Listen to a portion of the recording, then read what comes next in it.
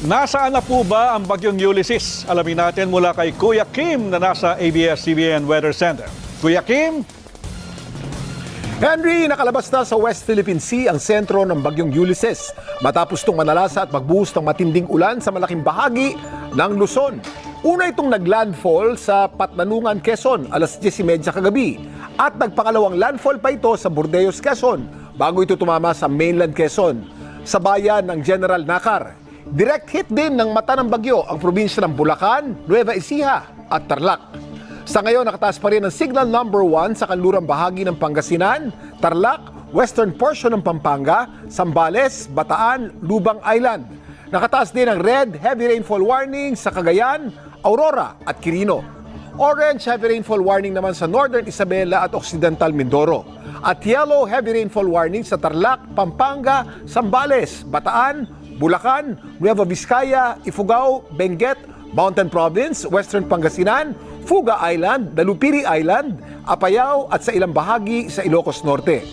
Huling nakita ang sentro ng bagyo sa 200 kilometers west ng Iba, Zambales. Bahagya itong humina sa 120 kilometers per hour na maximum sustained winds. Kumikilos itong pakanluran o palayo na sa bansa at inaasang lalabas na ito sa Philippine Area of Responsibility bukas ng umaga. Maraming ulan ang binagsak ng bagyong Ulysses dahil maraming moisture sa atmosphere.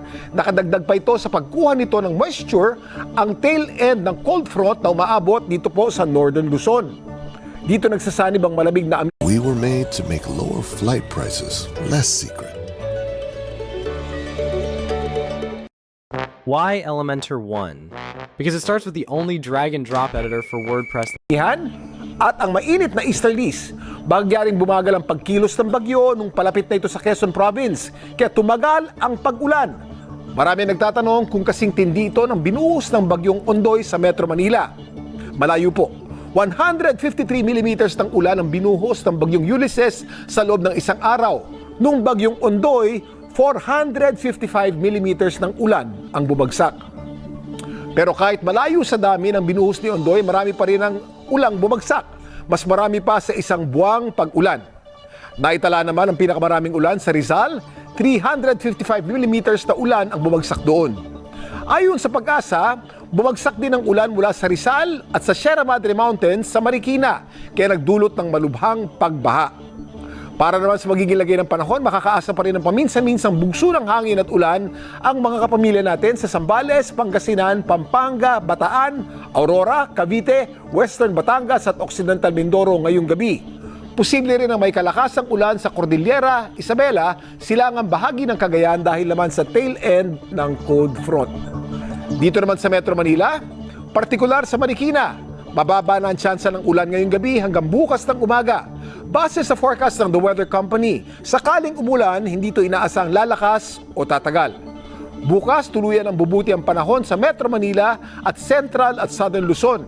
May tsansa lang ng thunderstorms o panandali ang ulan kaya magbaon pa rin ng payong at jacket. Sa Northern Luzon naman, asahan ng maulap na panahon at mahina hanggang sa katamtamang ulan. Sa Visayas at Mindanao, maaliwalas ang panahon bukas maliban lang sa Samar at sa Bacolod na may tsansa ng thunderstorms. Yan po ang lagay ng panahon. Mag-ingat po tayo, mga kapamilya. Ilang bayan sa Bulacan, matindi ang pagbaha. Dahilan sa pagpapakawala naman ng tubig ng ilang dam. Tutukan live! At aktor na si Jericho Rosales at Mrs. niyan si Kim Jones tumulong sa pag-rescue sa may Tumana, Marikina. Nagbabaga mga balita sa pagbabalik ng TV Patrol!